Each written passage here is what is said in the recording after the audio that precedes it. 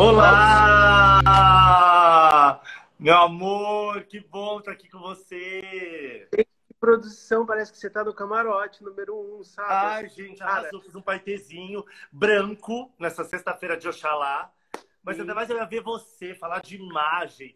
Fiquei olhando nossos desfiles antigos, olhando, tava olhando agora a Carol Ribeiro, assim, com uma flor na cabeça. Eu falei, claro que vamos uma flor na contar. cabeça. Uma não, né? Várias flores, né? E aí eu falei, deixa eu correr lá para ver o papaizão e aproveitar para ter esse momento onírico da quarentena, né? Me É. montar para fazer uma live e ver um amigo tão querido. Como é que você tá, meu amor? Dentro do Ah, possível, né? tá todo mundo sensível, né? Tá todo mundo apreensivo, tá todo mundo preocupado. Eu acho que é impossível a gente não estar numa conexão que não é uma conexão de felicidade, né? É uma Não. conexão de medo, é uma conexão e aí o que vai acontecer, né? Por mais que a gente tenha fé e a gente sempre se foque e se segure nisso, mas é uma interrogação. Por outro lado, assim, nós somos uma geração histórica, né? Somos. Conseguimos, conseguimos. Que merda que foi assim, mas assim, nós estamos fazendo parte de uma geração histórica. Então a gente tem um dever. E na hora que Sim. vem essa força desse dever, parece que esse medo ele fala assim, não, Sim. peraí, você tem Maravilhoso. É a força do dever. desse dever, a responsabilidade que vem junto com esse dever de estar aqui. Mais uma vez, acho que a velha história velha nova história de transformar nossos privilégios em responsabilidades, né? E eu sempre digo isso, né, André? Se a moda ela é um espelho do mundo, se ela se propõe a traduzir, e espelhar o mundo à nossa volta, a gente tem que ser um mercado que responda imediatamente a essa transformação urgente, né? Na verdade, essa transformação já estava sendo pedida antes, mas agora é a nossa hora de responder com uma mudança estrutural, né? Mas sabe uma coisa? Espelho é uma palavra muito, eu acho que específica, porque para umas pessoas, espelho é um mergulho na nossa alma. Para outras pessoas, é simplesmente uma imagem refletida e uma posição que você posta para o mundo. É, Você falou espelho, eu fiquei pensando nisso. A moda, ela é um espelho, as imagens de moda e as imagens que a gente tem visto, elas estão mostrando isso, mas ao mesmo tempo eu sinto uma indignação na moda, eu sinto uma movimentação na moda, eu sinto uma coisa acontecendo na moda que parece que está acontecendo como se fosse uma vanguarda, no momento em que a gente não vive mais vanguarda, né? Porque tudo é plano, né? Porque o mainstream são campanhas de mulheres lindas, de mulheres ricas, de mulheres posicionadas de uma maneira muito, parece que fora do contexto mesmo do que a gente está vivendo. Então, existe uma dicotomia nesse sentido do que a gente está vendo em relação a imagens de moda, eu venho sentindo, mais do que eu já vi acontecer em outros tempos. O que você acha? Não, eu acho que realmente, André, assim, né? Os velhos padrões, eles têm que ser estilhaçados e repensados, né? Mais uma vez por isso, porque por muito tempo a gente entendeu que o padrão de beleza, ele estava nos dizendo como a gente deveria se parecer, que roupa a gente deveria usar para pertencer, que tipo de imagem a gente deveria admirar, que tipo de mulher a gente deveria contemplar para estar em sintonia com o mundo à nossa volta. E de repente a gente se dá conta que é o contrário. A gente percebe que esses padrões eles estavam oprimindo a todos nós. E como qualquer padrão, ele já estava excluindo todo mundo que não pertencia a ele. Então, se tem gente que fala assim, ah, mas tá difícil fazer moda hoje em dia porque são muitas regras. Claro que são muitas regras, porque na verdade outras regras estavam sendo violadas ontem e não estavam ganhando a sua devida atenção. Então, tinha muitas raças, classes, gêneros, estilos e verdades sendo oprimidos e Almas, né? naturalizados essa opressão Pessoas. sem que a gente se desse conta. Então, assim, se de um dia para o outro a gente teve que sair de casa de máscara, luva e a gente não pode encostar em ninguém, o que se dirá da imagem de moda, que agora tem a obrigação de não oprimir, não excluir mais ninguém. E essa tem que ser o ponto de partida para a nossa criatividade. E isso agora é o que mais me interessa quando eu penso em marcas e posicionamento de marcas, né? Quando eu olho o mundo à volta e olho a comunicação das marcas, eu fico me perguntando o que realmente aquela marca quer comunicar com as imagens que ela está produzindo. seja essa marca uma marca de mainstream, ou seja essa marca uma marca muito pequena, um estilista, né? Uma coisa menor, uma empresa menor. Então, realmente, a responsabilidade hoje de fazer moda, ela ficou explícita, ela ficou clara, e a responsabilidade na hora que você cria as imagens de moda, ela é maior ainda, né? Ela se torna muito mais profunda. Uma coisa que eu sinto muito e que a gente sempre teve como uma conexão, a gente sempre teve essa nossa conexão permeada pela imagem. A gente já falou disso. A gente se conheceu, eu tive passando um dia na rua, você sabe disso, acho que as pessoas... Isso, eu amo, né? Como esquecer? Estava dirigindo, subindo a Consolação, venho atravessando aquela pessoa, aquele cabelo, um lápis no olho, amarrava umas fitinhas de paetê. De paetê, uns trapinhos de lurex, camiseta cortada com lurex junto. Muito comprida, um cabelo muito chapeado. Eu olhei e falei, nunca mais eu tinha visto ninguém assim. Detalhe, tá, gente? O André me chama de prédia, tá? Ou então de pré. Carinhosamente é prédia, tá? Eu olhava, eu falei, nunca vi. Fazia tempo que eu não vi uma pessoa assim, né? Eu já sentia tudo muito próximo, muito igual. Depois a gente Mas que acabou bom a conexão da imagem, né, papaizão? Foi muito imediata, né?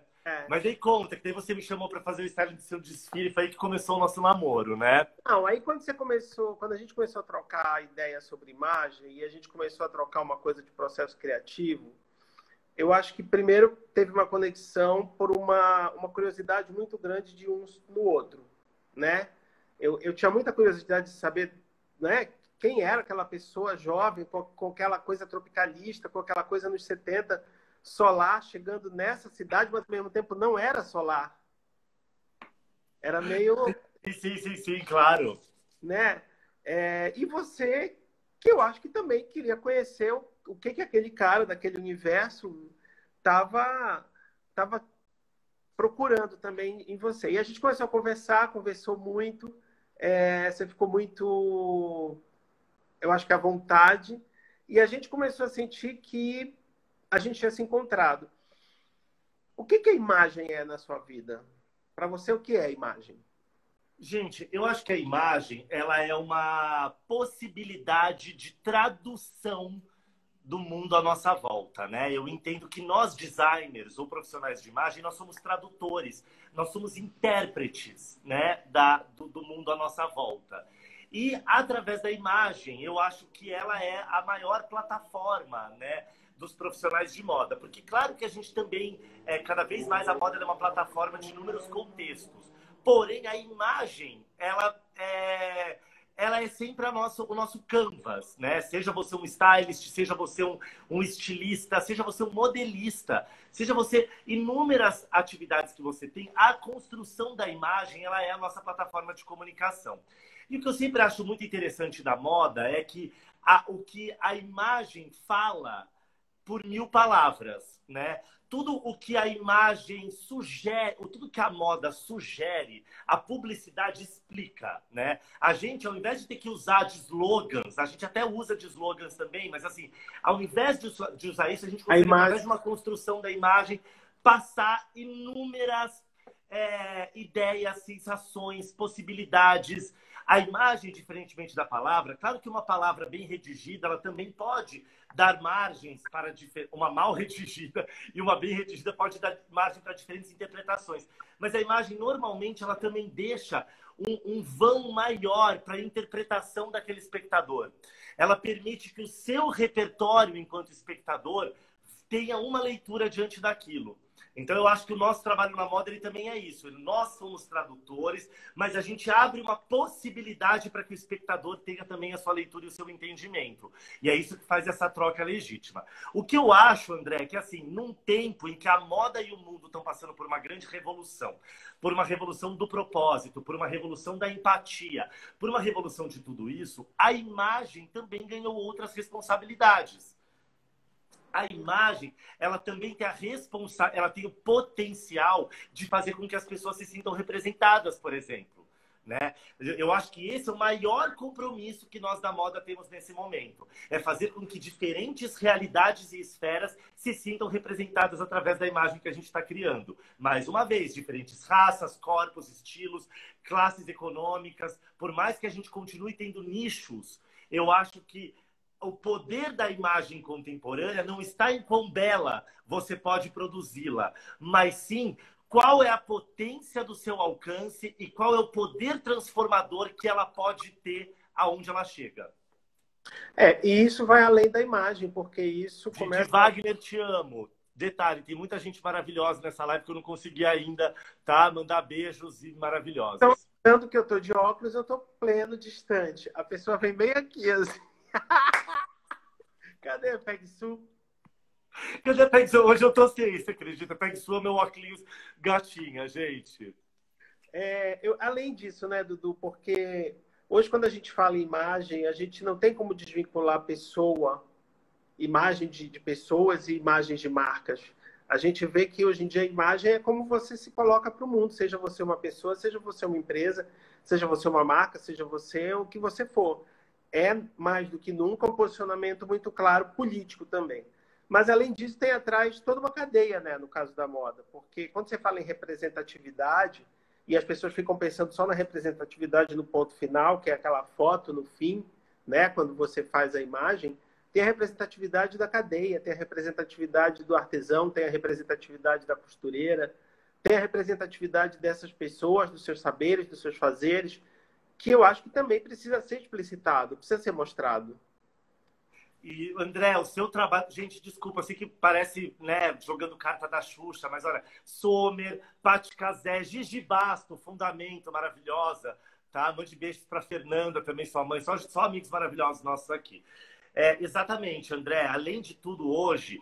É muito importante, além da gente compreender a força da imagem, a gente compreender os meios de produção que fizeram aquela imagem acontecer. Assim como a roupa, né? A gente, talvez, até no nosso momento, a gente sempre soube da importância de saber de onde a roupa vem para onde ela vai.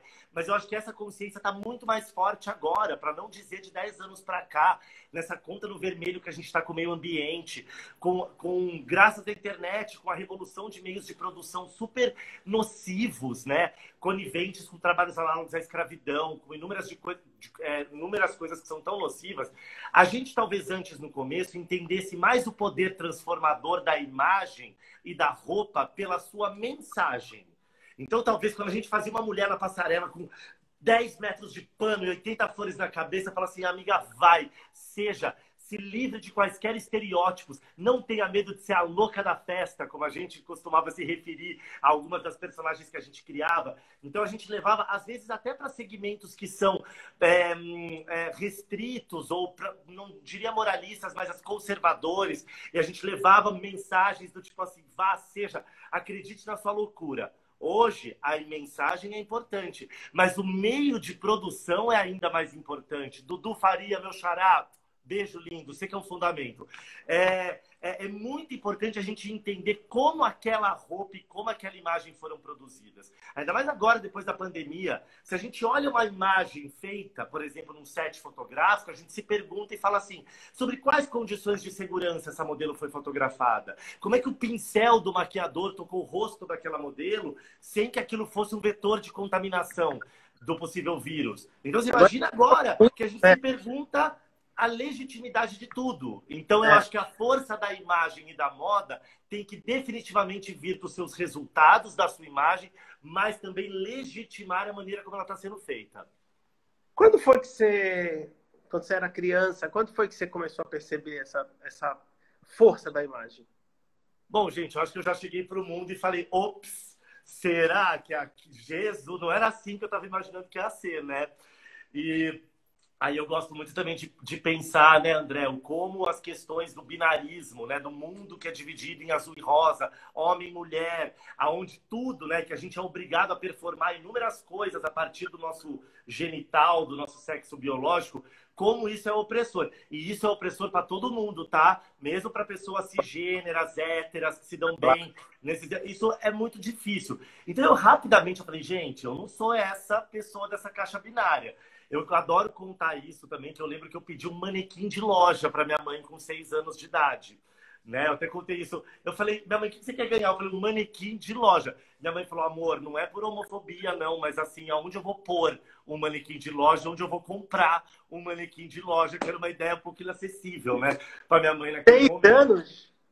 6 anos, com 6 anos.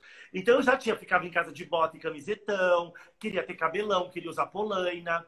E aí, eu até digo isso também, André, que por vezes eu já era apontado como gay sem eu saber que era isso, né? Que era ser gay também, né? Eu acho que a maioria de nós LGBTs passou por isso de alguma forma. O mundo começou a apontar pra gente quem a gente era, sem que a gente tivesse consciência Eu não sei ainda. virar de volta. Socorro. Volta, papaizão. Ó, bate o dedo aqui na sua tela, tá? Oi, Cláudia Kopp, rachando o bico aqui com o manequim de Gente, loja. não Fiz dá uma pra live gente maravilhosa conversar. ontem. Porque se eu for falar com todo mundo que tá falando comigo aqui também, eu não Não consigo. deveria, mas é que eu não aguento, porque a live agora é um momento de afeto. É happy hour da sexta-feira, gente. Você entendeu? Então, pra mim, eu tô aqui, é um momento de hangout, de afeto com esses amigos também. Mas Não, então eu percebi imediatamente que não era por aí. E aí eu acho que eu sempre me interessei pela maneira como as pessoas se expressavam através do estilo. E eu, assim como você, a gente já se interessava pelas exóticas e pelas montadas, né, meu amor? Por aquelas que chegavam para dar o nome, né, André? E você sempre foi estranhas, assim também. estranhas, diferentes, não era nada linear. Gostava do que era meio duvidoso, assim. Sempre gostei. É só uma coisa legal, é que eu acho que na minha amizade com o André, a gente sempre consegue compartilhar sobre coisas que nós fomos impactados desde a mais nossa tenra infância. O André tem esse background maravilhoso de ser um paraense incrível, uma das pessoas que eu tenho a honra de conhecer mais a fundo a cultura do Pará pelos olhos apaixonados e geniais desse amigo incrível. Aliás, eu quero saber como é que vai ser o Círio do Nazaré, como é que vai ser a corda virtual esse ano, a gente já vai falar disso. Mas de Mental. ter conhecido o Pará por aí. E o André, ele teve um impacto de toda essa cultura, porque o Pará já é o sincretismo absoluto, né, gente? Ele já é o pai. E aí você que é neto, neto é ótimo, que é sobrinho de uma das maiores estilistas do Pará, falecida Paula, maravilhosa, que fazia o concurso Rainha Também. das Rainhas. E toda essa exuberância estética que te marcou e fez você ser quem você é. Como é que foi isso para você, André? Também sofri, eu sou mais velho que você, então o que você viveu nos anos 80 para 90, eu vivi na década de 70. Eu tinha 5 anos, eu lembro da primeira novela que me marcou, que é Estúpido Cupido, uma novela em preto e branco, toda nos 50. E aí eu falei, como assim anos 50? Aí fui perguntar para minha mãe, para as minhas tias, né, o que que era aquilo? Aquilo era de verdade? Se elas tinham se vestido assim, como é que era? 5 anos. Aí começaram a me mostrar foto, enfim. Aí eu comecei a saber que tinha uma máquina do tempo. E esse despertar foi nas novelas. Essa coisa que você está falando da Paula, da minha prima, Só um parênteses, André. A Michelle X, maravilhosa aqui, dizendo que nos anos 80 ela estava montadíssima de Xuxa. Parabéns, Michelle X, adoraria. Né? Fazendo roupas e agora veste a Xuxa, né? Amei, imagina. Essas infâncias. Agora, conta da Tia Paula um pouco e do fundamento que está por trás dessa história. assim, o que eu ia te falar. Eu peguei uma coisa de um binarismo porrada. Você tinha que ser uma coisa ou outra, você não podia, aquilo não era coisa de homem. E eu sempre fui muito curioso por tudo, eu não me situava em nada.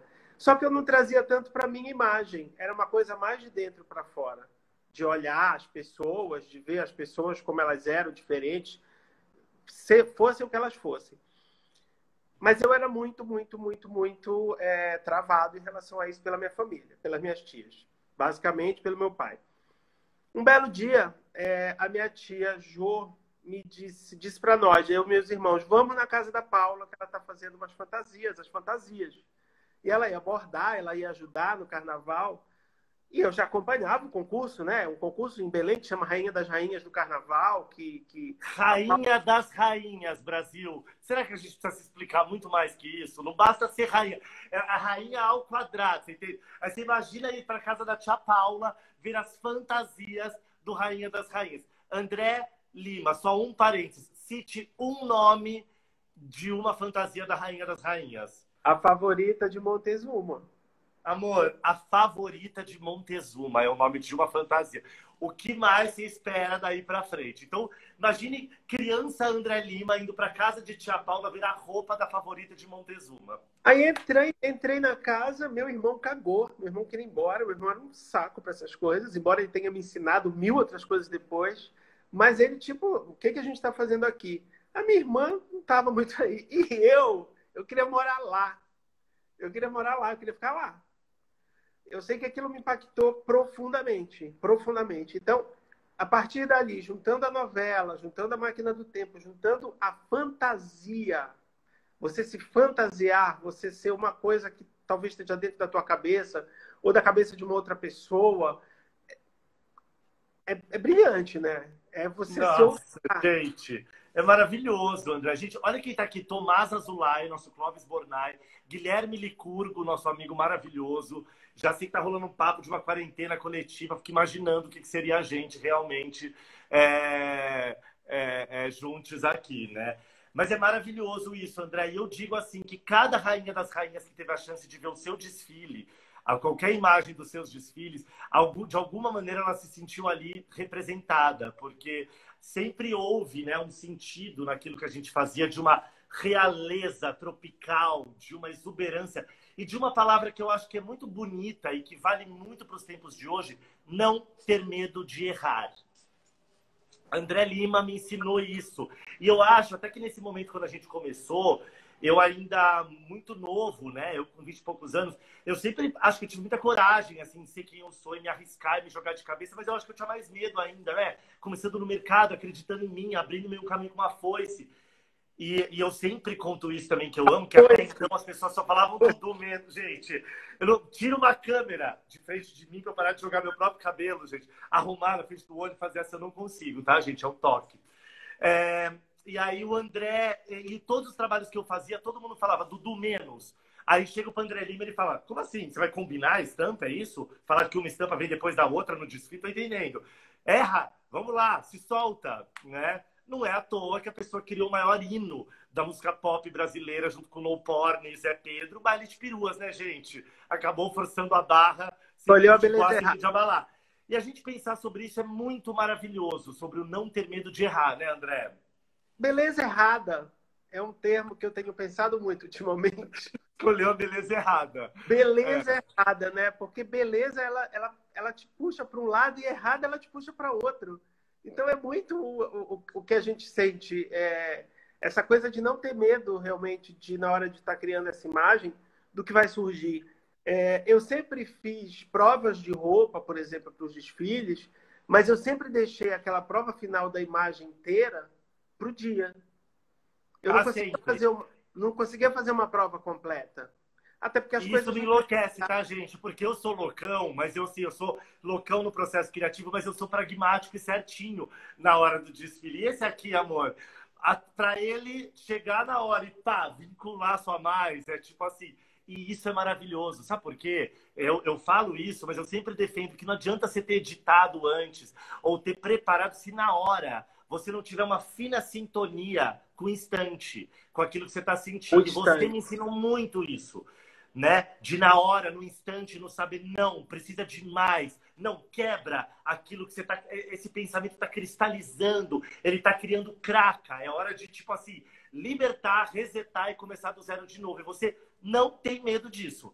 De se desapegar daquilo que no começo fazia sentido, ou de chegar na última hora e não ter medo de errar. Sabe uma coisa que você me ensinou muito?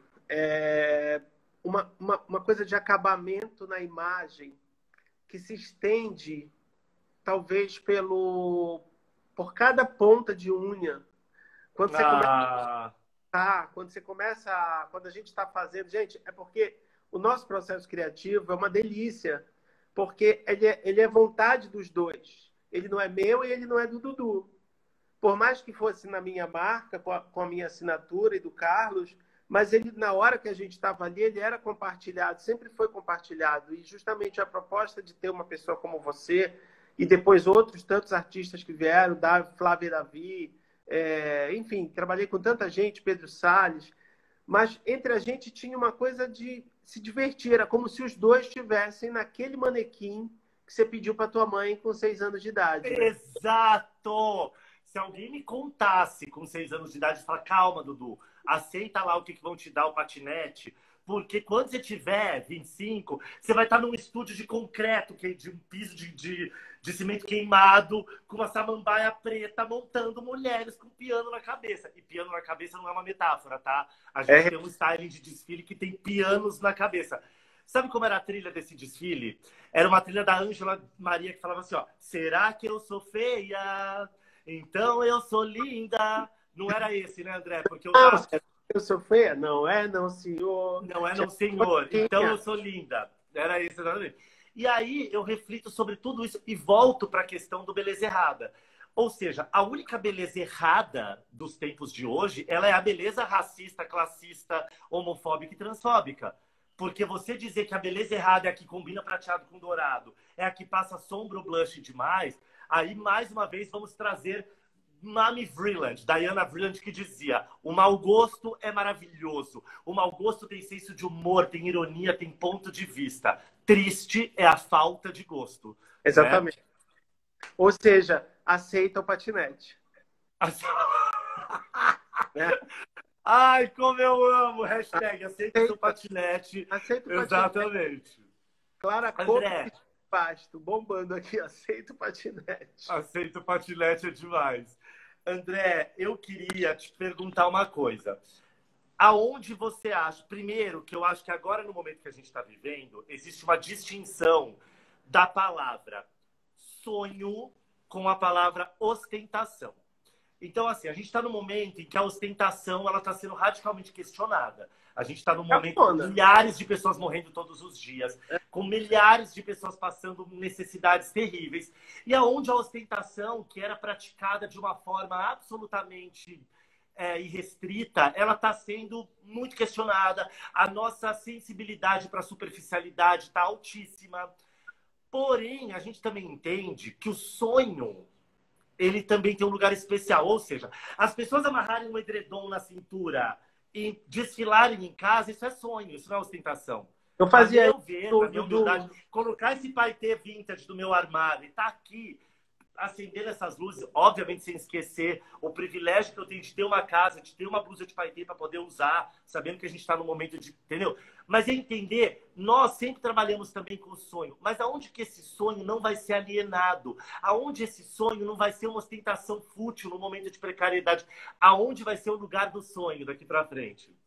Eu acho que tem uma coisa no meio disso, quando você falou da ostentação, que é muito louca, porque me veio na cabeça umas imagens do Versace, que era Amber Valletta, eu acho que tem até a Donatella deitada no colo da Líder Evangelista, que é uma ostentação irônica, que é uma ostentação que carrega uma ironia.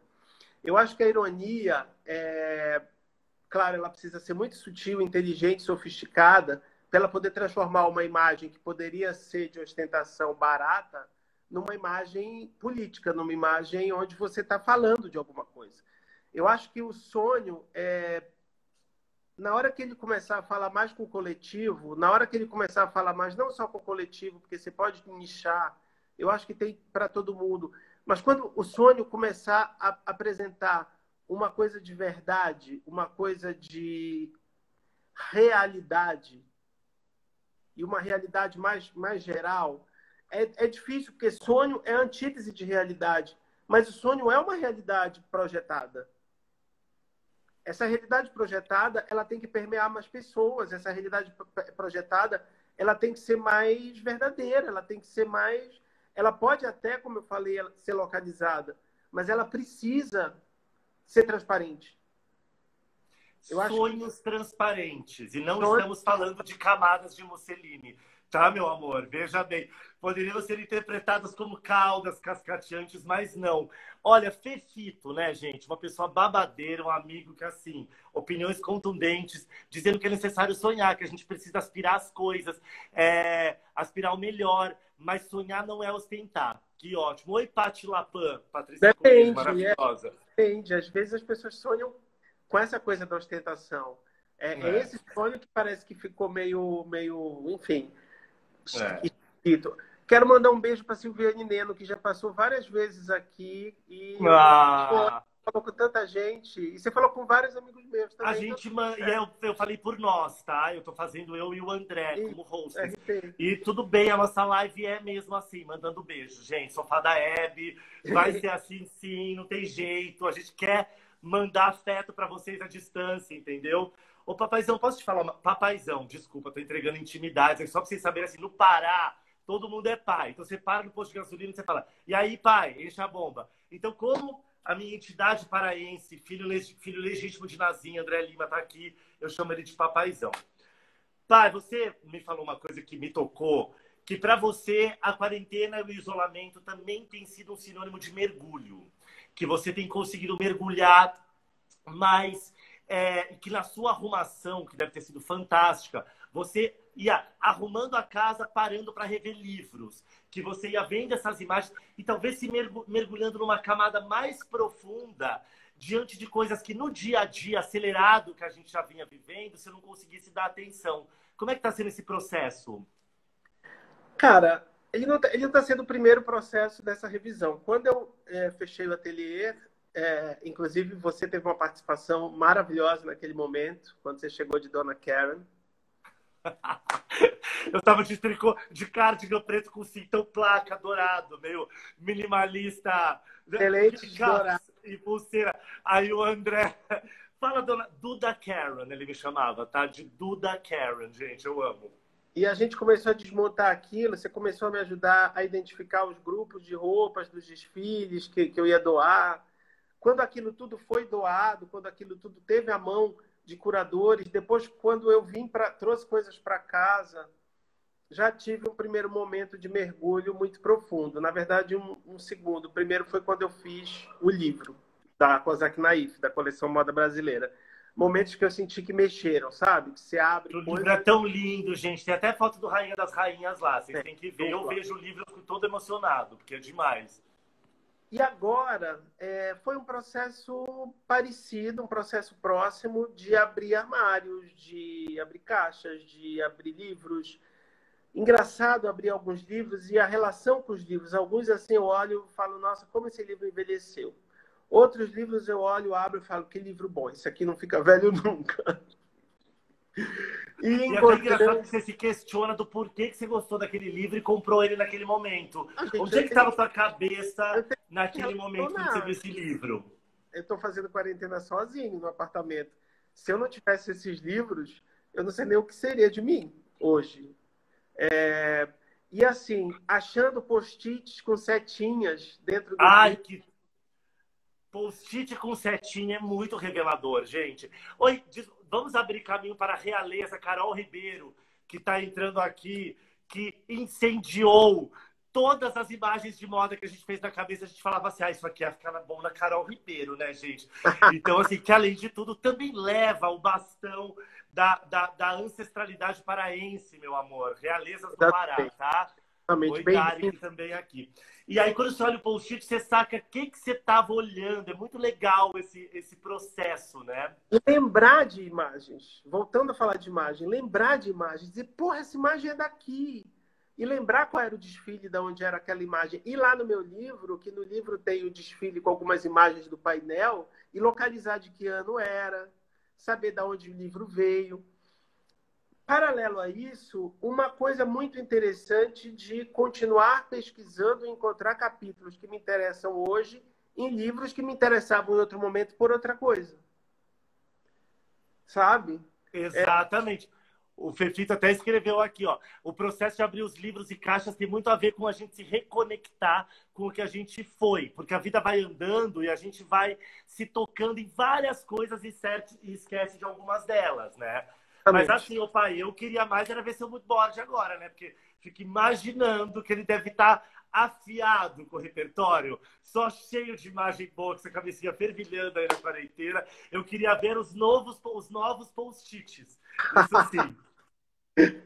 Tá tudo aqui na montagem. Os livrinhos na montagem com o celular para ficar nessa altura e post-it saindo para todos os lados. Aqui, ó. E olha, já temos um hashtag Realezas do Pará. Eu voto nesse hashtag. Gente, desculpa, assim, eu sei que é uma questão muito polêmica e delicada, mas eu tô refletindo, pai.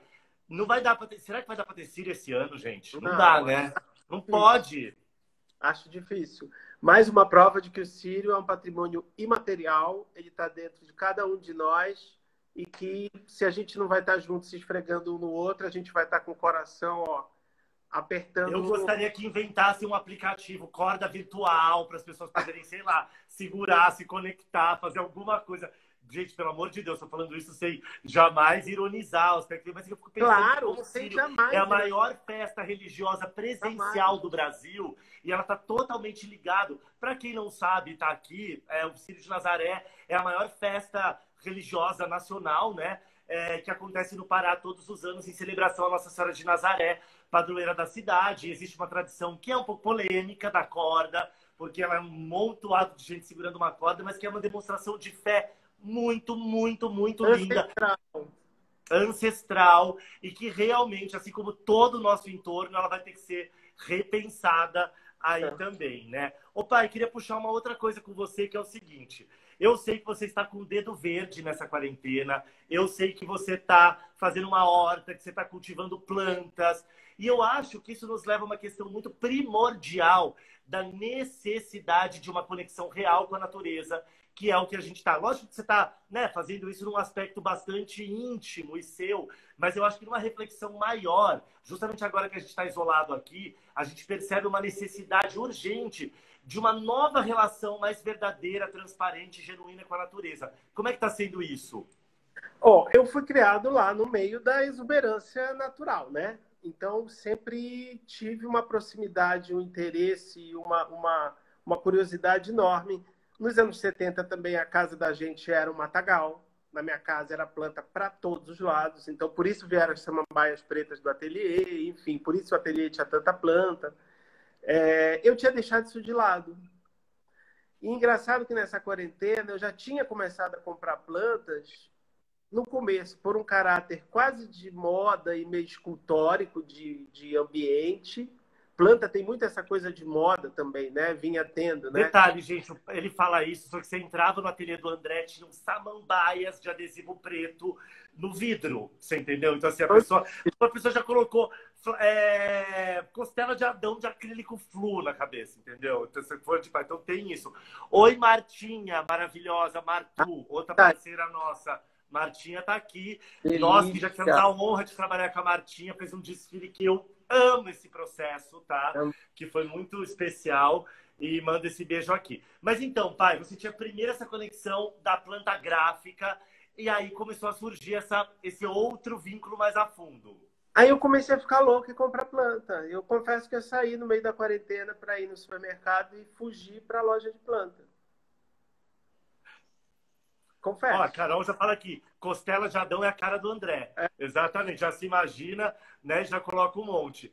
E você não então, imagina, André, que eu acho que a gente realmente vai ter que entender a importância da nossa conexão com a natureza e de um respeito a ela mais que nunca depois desse processo?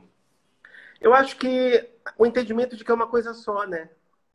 O entendimento de que a natureza e o ser humano, eles são uma coisa só. A terra, o ser humano, a natureza, é tudo uma coisa só. Não tem o eu, não tem o você, não tem o lá fora, não tem o outro. É uma coisa só. Eu acho que o entendimento é esse, entendeu? Se eu jogo fora coisas, se eu danifico a natureza, se eu encho o planeta de lixo, isso vai voltar para mim de alguma maneira ou para pessoas que não seria legal voltar. Então, por que eu vou fazer isso? Por que eu não vou viver como se a gente tivesse todo mundo realmente vivendo dentro de uma casa só? Eu acho que Exato. Estamos, né? Na verdade, estamos, né? Vivendo dentro de uma casa, na verdade, né? Ô, A André, Silvane eu queria. tá, pera. A Silvane está pedindo para eu contar de um banho que eu dei numa planta no chuveiro. Eu não dei um banho em uma planta, eu dei um banho em todas as plantas. Porque a pessoa estava tão maluca da planta que não estava satisfeita, porque achou que o tempo elas estavam crescendo devagar, que não estava legal. Consegui aqui no Instagram um fortificante, um anabolizante, um negócio, fertilizante. Aí liguei para o Paulo Morelli, meu amigo lá de Belém, que faz tudo de Paulo flor Morelli põe as maravilhosa. flores dentro da imagem de É, Nazinha, gente. entende tudo, Realezas do Pará. é, Hashtag Realezas do Pará. entende tudo de planta. Falei, então, amigo, olha, consegui comprar esse aqui para papai. Ele disse, ah, legal, segue o que está escrito aí. Eu comecei a colocar as colherzinhas assim no vaso do negócio, do adubo, e eu achei que estava pouco. E ó, Eu matei muita planta, Dudu. Tadinhas! Eu matei muita planta. E depois, aí ele falou, André, não podia ter feito isso. Corre, leva elas para debaixo do chuveiro. Aí lá ia eu, pessoa louca dentro de uma casa, levando a planta para debaixo do chuveiro. Para poder Elas tirar. sobreviveram, amor? Você conseguiu salvar algumas? Não todas, não todas, mas agora descobri que o meu negócio é humus de minhoca. Então, Oh, exatamente. já senti que elas se dão melhor. E aí a gente tá... Aí coloquei humus, tô sentindo ela, eu converso. Enfim. Drogou as plantas. Cláudia Coppi, drogou as plantas. Plantas drogadas. Ô, André, vou fazer um parênteses aqui. Fernanda Basto está nessa live com a gente. Um fundamento, Legacy, uma das mulheres mais chiques, interessantes, interessadas que a gente conhece. Fernanda, bem-vinda. Maravilhosa. Não só a Fernanda, como o meu amado Paulino, que são um casal fundamento da nossa vida, que a gente está em qualquer momento e tem assunto para a gente aprender a inteira, né? Ó, coraçõezinhos. Que maravilha, coisa, coraçõezinhos aqui, gente. Que imagem que você está vendo agora que você acha que vai ficar nos livros de história? Assim? Tem alguma imagem icônica ou algumas imagens que você está vendo que vão ficar representativas? Então, André, é engraçado que nesse momento, para mim, é difícil traduzir isso em uma imagem. E realmente o que mais está mexendo comigo são o repensar os meios de produção de realizá-las. Então, na verdade, por exemplo, existem iniciativas que são resultantes desse isolamento e são resultados de emergência, por assim dizer, mas que eu acho muito tocantes. Por exemplo, quem tem feito ensaios através das videoconferências, eu tenho achado isso uma iniciativa incrível. A Cássia Tabatini estava fotografando as enfermeiras para o Free, para o projeto da Yasmin Estéreo, mas então ela fotografa a própria videoconferência. Né? Então a mulher está ali naquele momento e de repente você está através da câmera fazendo isso acontecer. Né? Eu gostei, eu ainda preciso entender mais a fundo esse processo. Mais realeza, Benedita Zerbini, Cazé, passando... Benedita, maravilhoso. Benedita, a sua live com a transcrição para os deficientes auditivos e surdos foi uma das coisas mais legais e enriquecedoras para mim nessa quarentena. Eu estou num mergulho muito grande sobre moda inclusiva e entendendo como transcrever os nossos conteúdos com uma acessibilidade maior. Eu adoraria que todas as lives já deveriam ter essa ferramenta para transcrever, áudio transcrever aquilo que a gente está falando. Obrigado, viu, por essa contribuição, foi super importante. Então, essa é uma imagem que ficou para mim. Assistir uma live e ver que tem gente pensando numa audiotranscrição para isso poder ser mais acessível para todo mundo. Eu vi um editorial do Stephen Klein que ele fotografou os modelos de dentro do carro e as pessoas estavam à distância. É o irmão da Christy Turlington, né? Bastava a própria Christy Turlington ser maravilhosa. Não é o irmão dela, não é o sobrinho? É o sobrinho. Sobrinho? Desculpa, agora eu não me lembro. Ele é um Turlington. E até... É um gato, lógico, né? Ela, engraçado que a Christy Turlington, ela foi descoberta andando a cavalo. Foi assim que ela foi descoberta como modelo. E aí acho que ele usou isso. Devem todos andar a cavalos maravilhosos, né, da família dela. Mas o Stephen Klein fotografou ele à distância. E eu achei isso muito interessante. Eu até queria lembrar melhor como foi esse processo também à distância. Porque eu acho que a Perry Wilson... Eu acho que era de casa, eu acho que não era do carro. Não, ele está no carro. Eu acho que tem mais uma terceira pessoa registrando também. Mas as imagens são sempre ele andando em um carro à distância fotografando ele. Existe uma terceira espectador. Eu não sei, na verdade, tão bem como foi feito. Mas até onde eu entendi, a premissa toda do editorial é que ela foi feita à distância. Imagino que ele tenha recebido as roupas higienizadas e que ele mesmo teve que se vestir, né? Mas eu começo a refletir muito sobre esses meios de produção. Até porque não vai fazer sentido a médio a longo prazo sets de foto com um monte de gente dentro. Primeiro que o transporte e manuseio das roupas vai ter que ser questionado. Eu acho que a gente vai ter um acúmulo de tarefas dentro dos sets. Eu não digo agora, tá, gente? Porque agora não set nenhum, porque, né? Ou então entender processos como o do Stephen Klein, que foi um set também, né? Mas, assim, entender novas maneiras de fazer, tem gente fazendo sob todos os protocolos de segurança, mas ainda assim a gente sabe que dentro de um elevador é um vetor de contágio, é um momento muito delicado de entender como isso está sendo feito. Mas eu acho que as imagens que estão repensando a sua maneira de ser feitas são as que mais estão me tocando no momento, né? Ilustrações 3D, imagens caseiras, casal de fotógrafo, então foi quem se deu bem, né? Eu, tipo assim, se fotografa em casa. Eu adorei a capa da JQ feita pelos Marvin também, onde os dois se fotografaram de dentro de casa, com os alimentos ensaboados também. Tem uma imagem bonita aqui, muito contemporânea também, são algumas que estão me provocando. E você?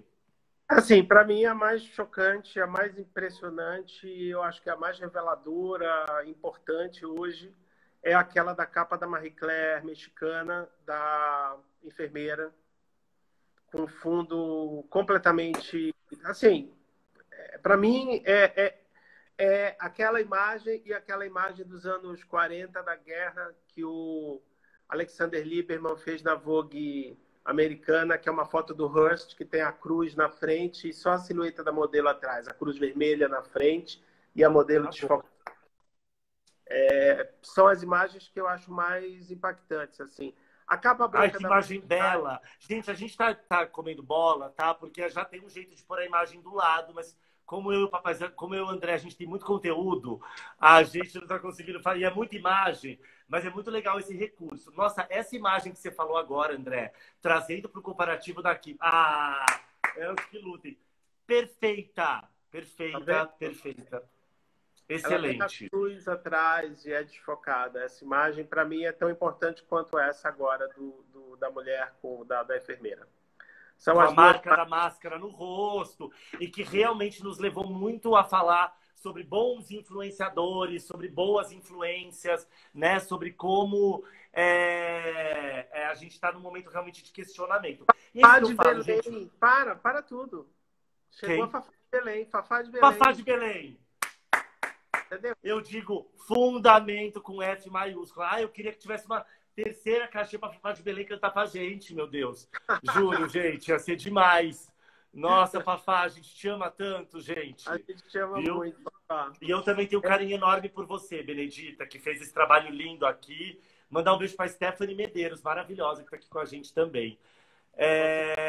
Fafá, não sei como vai ser o Círio esse ano, tá? Mas se não tiver mesmo como a gente está imaginando, canta pra gente aqui no Instagram, no dia, pra gente fazer uma fé panazinha e a gente faz cada um aqui a nossa corrente, porque, mais uma vez, né, gente?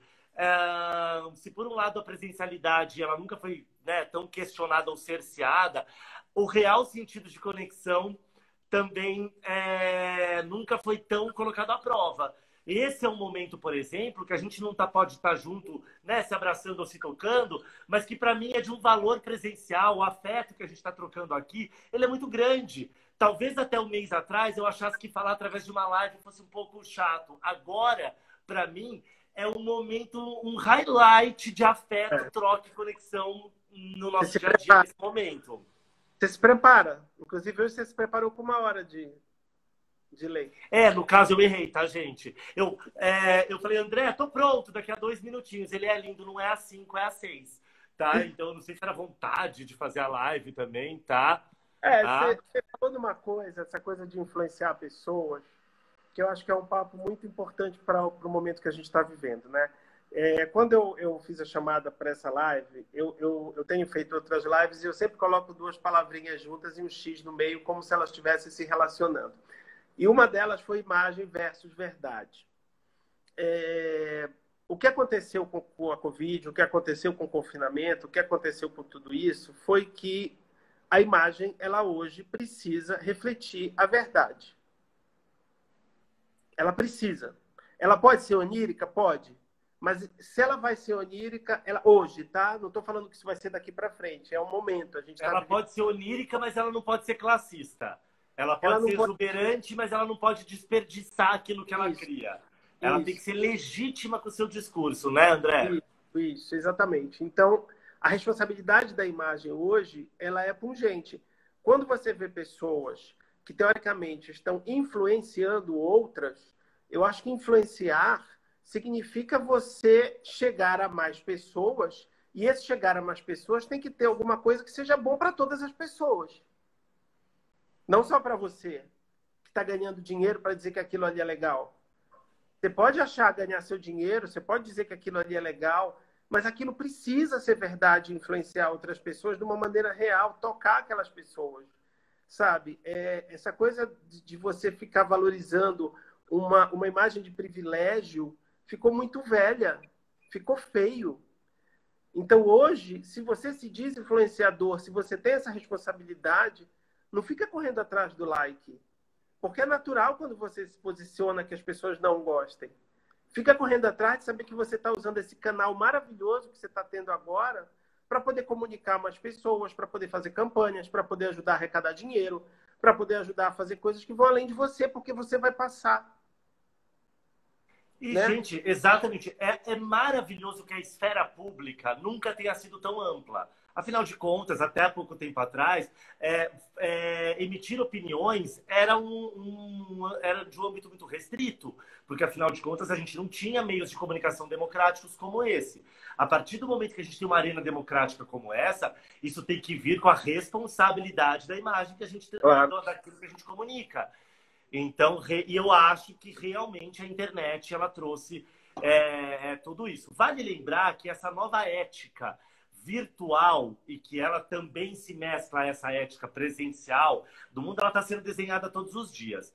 Eu acho que a gente tem sim que denunciar, a gente tem sim que protestar, mas a gente também tem que tomar cuidado com o comportamento de manada, com apedrejamentos que mais visam destilar ódio do que construir, mas nunca passar o pano ou achar que a denúncia não tem que acontecer ou que o call-out não tem que ser feito, até porque foi através dessa plataforma que a gente conseguiu denunciar abusos, agressões, maus tratos com a natureza, conexões, verdades sociais, antropológicas, políticas. Então é isso, mas é a gente entender a responsabilidade daquilo que a gente compartilha.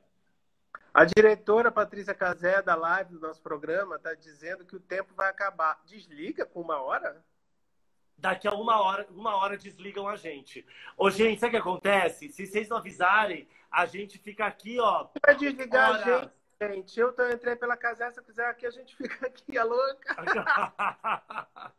Não, papaizão, mas é verdade. Você acredita, gente, que não dá para acreditar? Em 2 minutos nossa live acaba, gente. Como pode?